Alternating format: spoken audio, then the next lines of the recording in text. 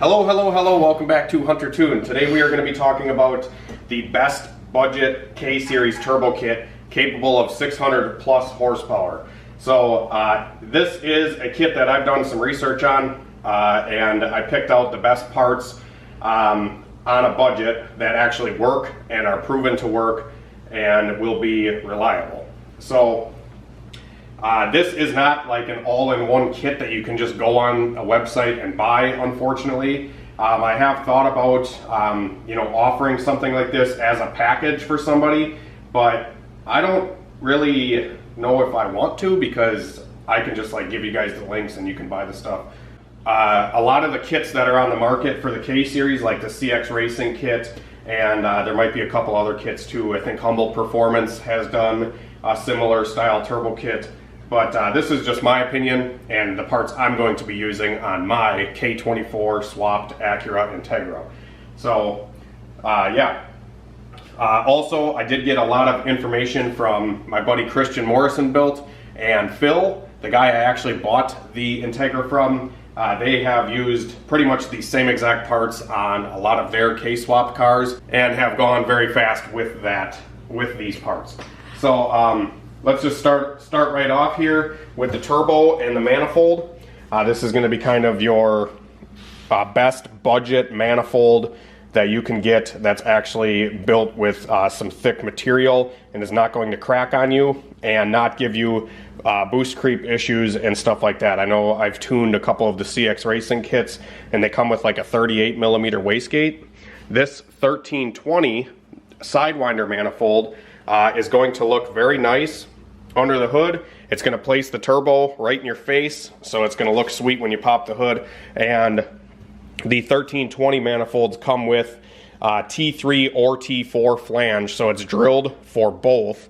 Let me actually take the turbo off here so you guys can get a better understanding of the manifold itself. As you can see, the manifold is drilled for T3 flange turbos or T4. I opted to go with the T4 just because I didn't want there to be a gap on the top of the manifold. I'd rather, if it's capable of T4 and I can get a T4 size turbo in the size turbo that I want for my power goals, I would prefer to just go with the T4. The T3 turbos typically only go up to about 62, like the 62 style turbo that I sell. But having this manifold, I can go much larger on the turbo later if I wanted to. So it's really cool that it offers both. And it comes with a 44 millimeter wastegate flange. This flange is obviously a lot bigger than a 38 and should be able to control the boost properly on a turbo this size. If we were on a larger turbo, we might run into boost creep issues, but I think we should be good with this 6262 turbo, which we'll be getting into next. Another thing I did want to mention about the manifold is this thing is a super good quality unit. I've heard of some guys having issues with these, but I've never personally had issues with the 1320 manifolds, and all the guys that I've talked to that are actually running them have never had issues either. So this is actually one of their scratch and dent models, or blemish. So this is, like I said, the blemish manifold, so it has, a scratch or something on it. Both blemish manifolds that I've gotten from 1320, I haven't even noticed where the blemish was. I feel like a lot of the blemishes and stuff are kind of just from shipping or building the manifold in general. These are pretty good quality units, and they're about the cheapest manifold that you can get. That's, like I said, going to hold up and going to work. You can also see inside the ports here that they ported and kind of cleaned up the inside of the runners. They also did that on the turbo flange side and on the wastegate as well. So very nice piece. It comes with the studs. These are actually pretty high quality studs. And it also comes with the nuts as well to bolt the turbo onto it. Are you going to say prices roughly? So this is the listing for the manifold that I purchased. It was it was $475 with $38 shipping, so around $500 manifold. And yeah, there she is. I know 1320 Performance is an eBay seller, and that's where I usually buy a lot of these parts, is on eBay. You guys can probably find this stuff on Amazon, but I'm an eBay guy. I'm old school. Christine uses Amazon Prime for a lot of stuff, but I just like eBay for some reason. Moving on from the turbo manifold, we have the turbo itself. This is a 6262 dual ball bearing billet turbo from huntertune.com. You guys know I'm a VS Racing turbo dealer, and well, I'm just a VS Racing dealer in general. So anything on VS Racing's website, you guys can always email me if I don't have it directly listed on the website. But as I was saying, guys, the camera actually died, but this is the 6262 dual ball bearing billet turbo from VS Racing or huntertune.com. This turbo was $650. You can get a cheaper turbo from VS Racing. They now offer these turbos in a journal bearing, but I personally like running the dual ball bearing just because you get the quicker spool, and I feel like they just sound better. I don't know, but I prefer the dual ball bearing units. I've never had an issue. I've never had a failure, and they just seem to work. As long as they're oiled properly, they don't usually seem to have any issues. Another thing that I did get from VS Racing, or Hunter Tuned, is the V-band flange that goes onto the turbo here. So I need to add these to the website. I haven't had them on there for a while, but this is a flange that just goes on the end of the turbo, so you can weld your exhaust pipe onto it. So I'll take this off and show you. I think these V-band flanges are like 40 or 50 bucks. So this is pretty much just a flange. You can see it's got a recessed cut here that actually fits into the turbo, that is also recessed here. So you can see there's a little bit of a lip on the turbo that matches the flange here. So that fits together very nicely. And then you put your clamp on and then weld your pipe onto here. So I got this flange with the turbo. If Christine reminds me tonight when I'm editing this video, I'll actually add these flanges to the website, because I have failed to do that for the last however long I've had these up for sale. How to make the turbo live, we need to supply it with oil. The turbo does come with two different feed line fittings. So this feed line fitting is a 4AN to 7/16 by 24 inverted flare fitting. How does one get this to focus? Yeah, it's tricky, isn't it? Well, there we go. So like I said, they're 4AN on the one side, and then they're 7/16 24 inverted brake line on the other side. And they are a restrictor style fitting. So you can see the hole is very small. And you get two of these because one of these holes is actually bigger than the other. And the one that I have always used with the Mustang, with my EF, all of the different cars I've put VS Racing turbos on, the ball bearing ones at least, I always use the larger of the two fittings, and I don't usually ever have issues. So we're going to be using the larger restrictor fitting with this. Now, if you had a journal bearing turbo from VS Racing on Hondas, I always just run a 3AN brake line to the turbo. So you get a 3AN feed line on eBay or whatever, and then you get 3AN to 1/8 inch pipe, and then 3AN to that 7/16 by 24 fitting that I was talking about. So that's an option if you're running, like I said, the journal bearing style turbo instead of the ball. But ball bearing, 4AN feed line. So I just got this on eBay. It's black, looks nice. It's like 36 inches long. And it has a 90-degree fitting on one side. And you can see this feed line is not like a lot of those cheap ones that you get with the eBay kits. It actually has a swivel head on both sides and a 90 on this end. So we'll be able to maneuver the line however we want without it kinking. How much is that bad boy?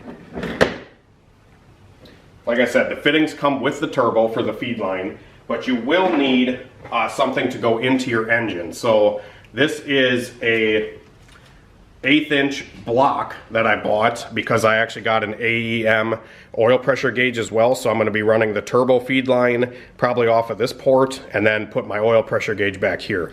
And then this will screw into where the stock oil pressure sending unit is currently.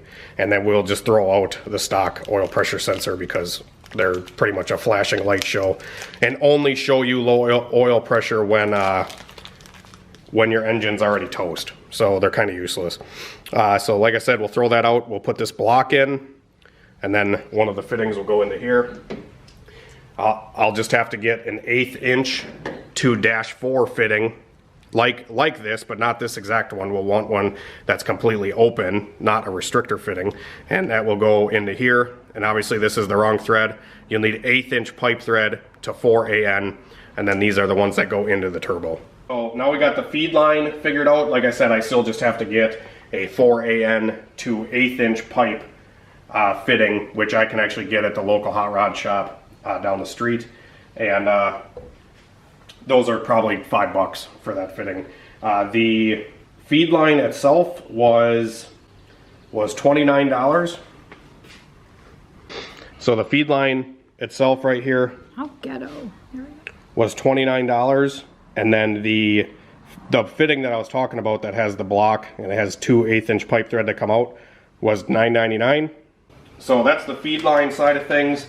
And then going on to the drain, I actually got this from Torque Solution, another seller on eBay. This is a Garrett GTX style return flange. If you guys use the typical eBay return line flanges, they're actually too wide for these VS Racing turbos. You have to get one that's narrower, like this one from Torque Solution. And pretty much what this will do is bolt directly onto the bottom of the turbo to drain the oil back out. So this will bolt right here. And we can run our 10AN line off of this once it's bolted on. So then I just go on eBay. I actually have a ton of it at the shop still. I buy from Evil Energy on Amazon a lot of the times, and they sell like 10AN universal hose kits.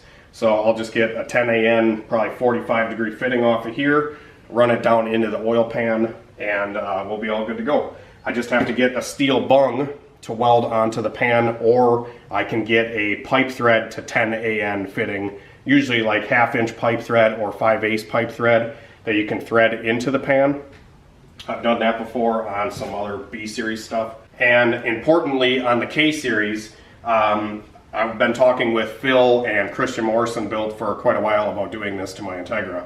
And one thing about the K series that you want to kind of just think of is you can drain the oil. I know they sell like timing cover drains, or there's a certain drain that bolts on, and they don't usually work that good. From the experience from Christian and Phil that they have told me, it's best to always run the oil into the front of the oil pan.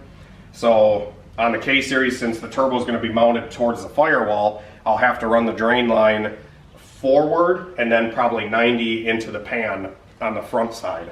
Because if you put it on the back, it's going to backfeed and the turbo is going to leak oil and spit oil out everywhere. So front of the oil pan is where I'm going to be putting it. And like I said, I'll just have to get an Evil Energy 10AN kit, which I have a ton of it laying around, and then the fitting that goes into the oil pan, which I'm still debating if I'm going to buy a steel bung or if I'm just going to get like a pipe thread to 10AN to thread in.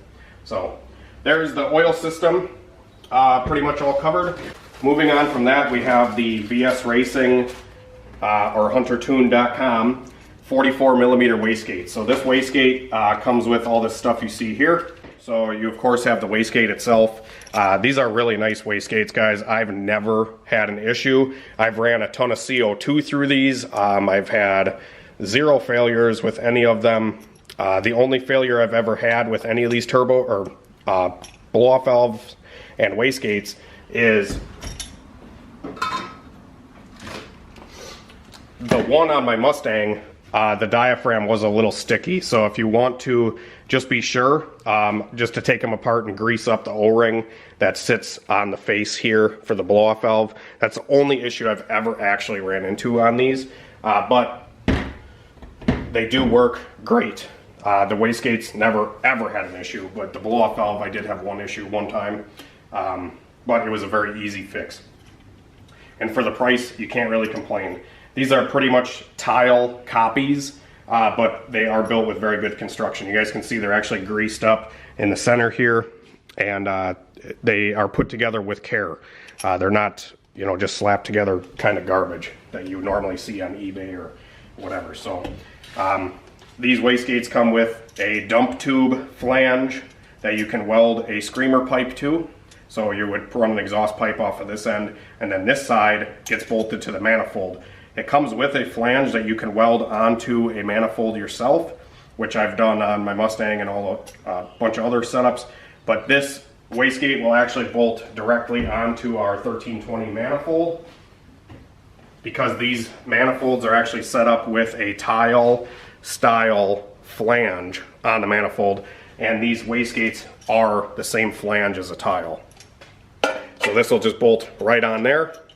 Another cool thing about these wastegates is they come with 4 different springs. So the wastegate spring that's pre-installed is right around 10 pounds, and these other ones here are going to be 4, 6, and 8. So this really little guy is your 4-pound. You have a middle yellow, which is around 6, and then this green one here is around 8. So you can make a combination of springs to suit whatever base boost pressure you want to be at. So like I said, you can kind of swap them around and figure out where you want to be. I'm probably going to run a really low wastegate spring in this thing, something like 4 or 5 pounds to start, and then I'll use an electronic boost controller to control the boost up from that. Because you can't go lower than whatever the spring is set at. So keep that in mind whenever you set your wastegate up. Usually go with a smaller style spring and then use a controller to turn it up, because a boost controller cannot turn down boost, it can only turn it up. It can only turn it up past where the wastegate spring is. Does that make sense? Probably. These gates also come with 3AN. You can run brake line for your vacuum lines if you want. It comes with these fittings here to run 3AN line off of, or if you're old school, you can just use the vacuum barb fittings that they come with. It's just a little bolt with the washers, and then it also comes with extra screws.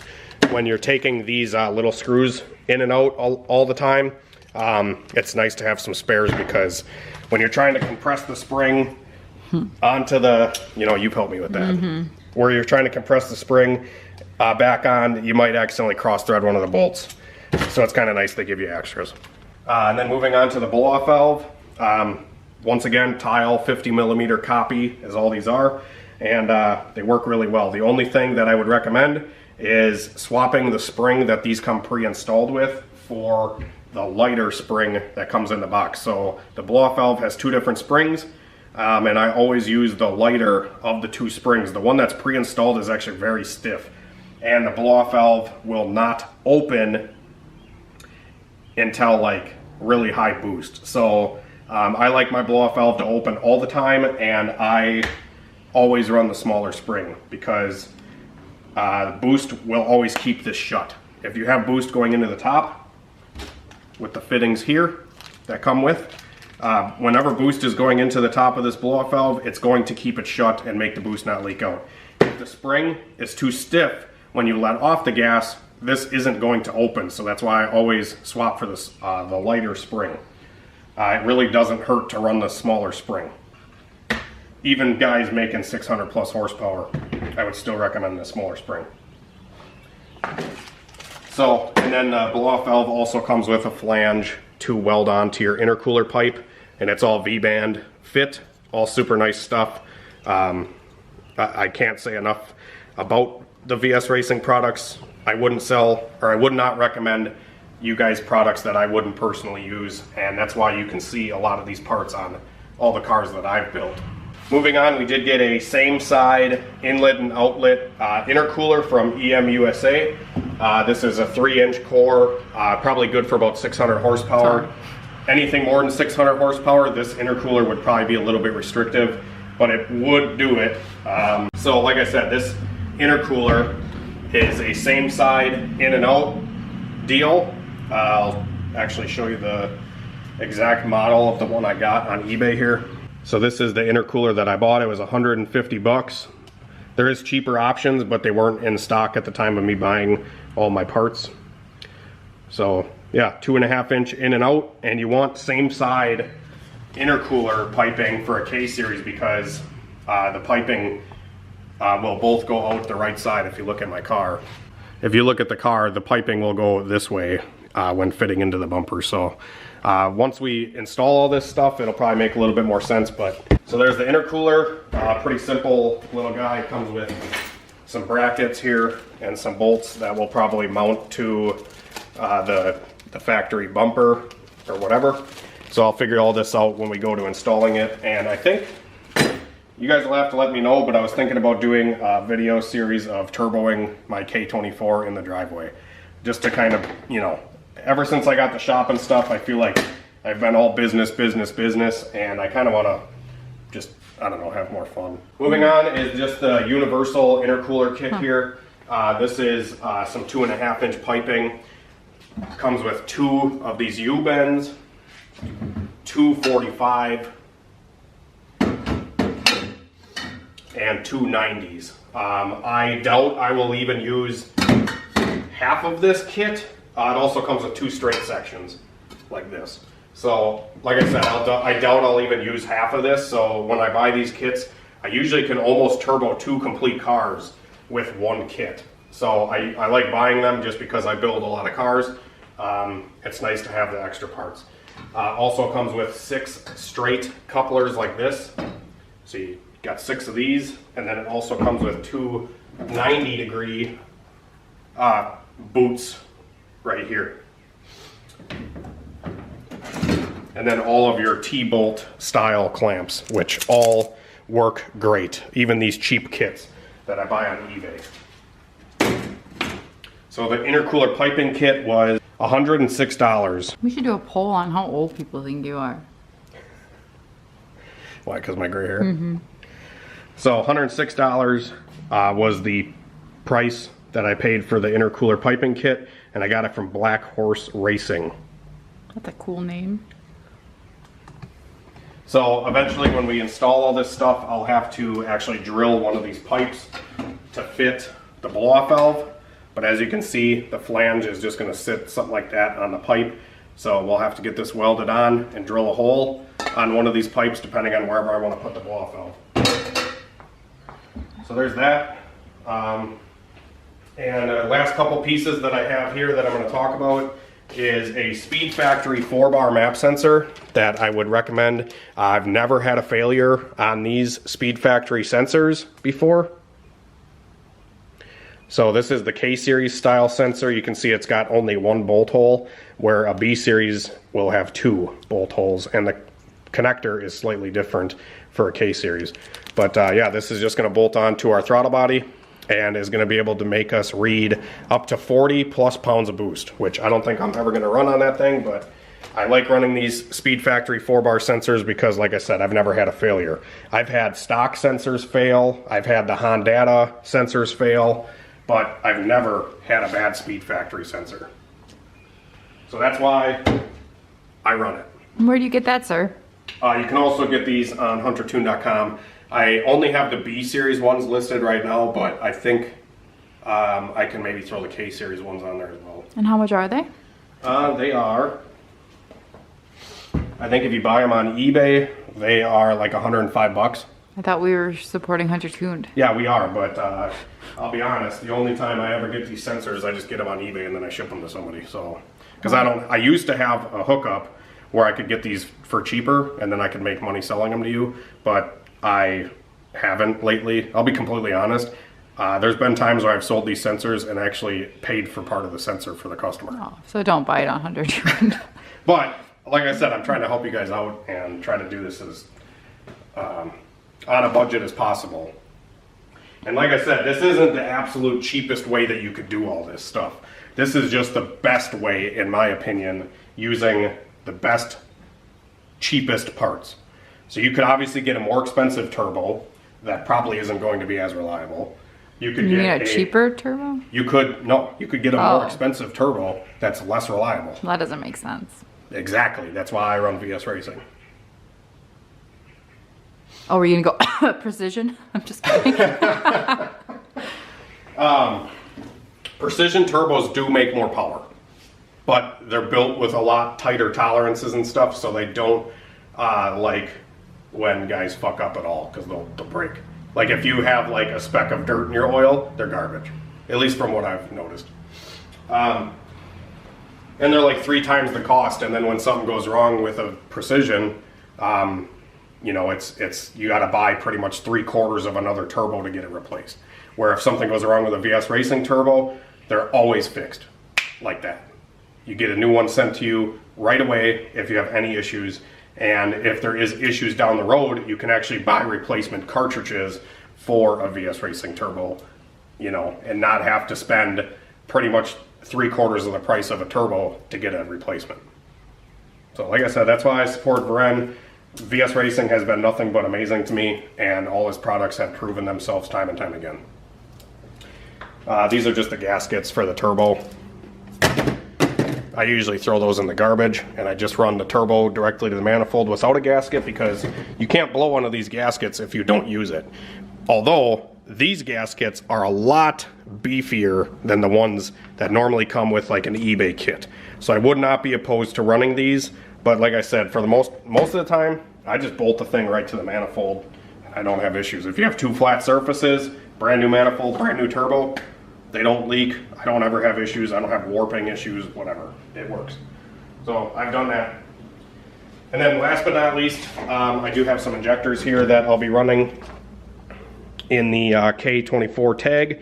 These are Bosch 2200s that I sell on huntertune.com. These are flow matched 2200cc injectors. I have a set of the Huntertune Flex style injectors in the car right now, but they will be maxed out pretty early on that K series. And if we want to shoot for above 500 horsepower, the Bosch 210s are definitely the way to go. So I'm going to be running these in there. Huntertune also might be coming out with a 1300cc and a 1600cc Bosch based injector that should be coming soon, that we might actually try in the car as well. So stay tuned for that. But for the most part, the things that are already in the car that you should already have are a wideband. I run the AEM X Series widebands.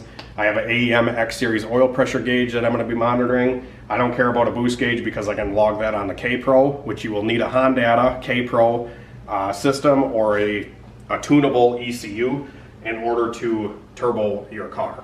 Because if you add all these parts and cram a bunch of boost down it, you need to be able to control the fuel as well, and that's why you need a computer like a K Pro or a, you know, standalone computer. Other things in the car that I already have, the car has an Action Stage 4 clutch. I don't really like Action clutches. Whenever that clutch shits the bed, which I don't suspect it's going to last too long, I'm going to go with a competition clutch in the car. So I'll just run the Action that's in there until it goes out, and then I'll probably upgrade the clutch to an Action or to a competition clutch. Competition actually sponsored me a while ago on Barney, and I'm looking to get another clutch for the Integra. So that's that. Like I said, all these parts and a lot of my research have come from Christian Morrison Built and Phil.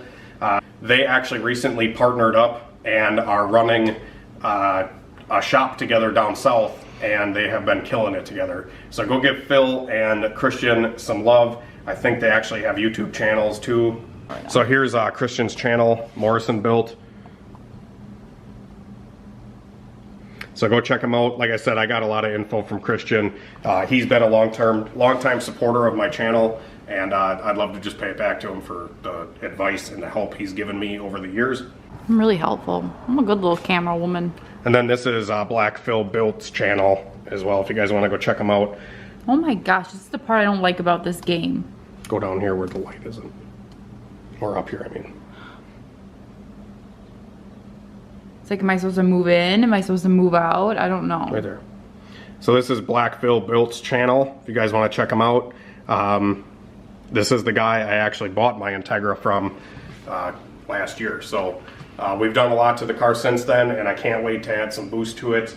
Hopefully these parts make sense to you guys, and we'll be putting them on one by one and making videos of the process. So stay tuned, subscribe if you guys are new, and like this video if it was helpful. If you guys have questions, feel free to email me. I'll try to get back to you as best as I can.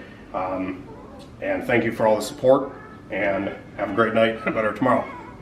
See you later. Cut.